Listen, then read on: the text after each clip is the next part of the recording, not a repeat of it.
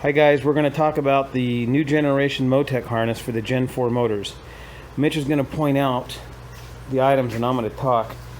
This pile of wires here is the engine harness for the GM. It's all new GM OE harness and everything is plug and play. Your grounds, coils, there's nothing to tap into the vehicle. It's all plug and play.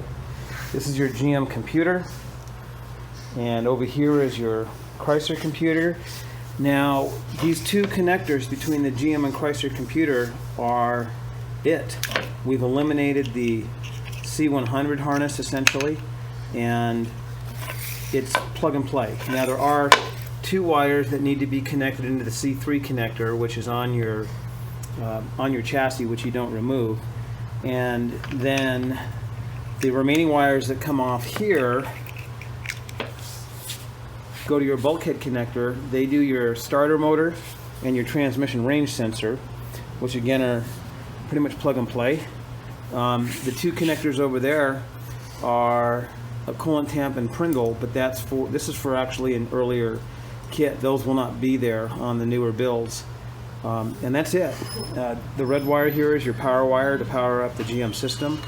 All the grounds are received through the main engine harness. There's your bus and fuse block, and we've mimicked GM's power distribution exactly, so every fuse serves the same purpose as it does in a stock vehicle. We've divided the engine left and right just like GM does, so if you have a failure on one side of the engine, the other side of the engine continues to run. The relays there, your powertrain and fuel pump relay, just as GM has it. So this can be diagnosed by a GM technician using GM scan tools. These are OE-GM calibrations, OE-GM computer, OE-GM harness, and this right here is what interfaces your Jeep and GM side.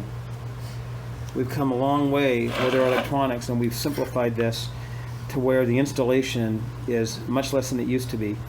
In addition, it's completely redundant, so everything on the engine performance side is now driven off the GM computer. Your cooling fans, charging, everything on the GM side will run off of the grounds and this one power wire. So even if you were to unplug that Jeep computer, the vehicle would still continue to run. You might lose some functionality like cruise control and air conditioning, but the vehicle would still continue to run. So that's a sneak peek of our new Generation 3 harness, and you're going to be seeing a Gen 5 harness from us real soon also.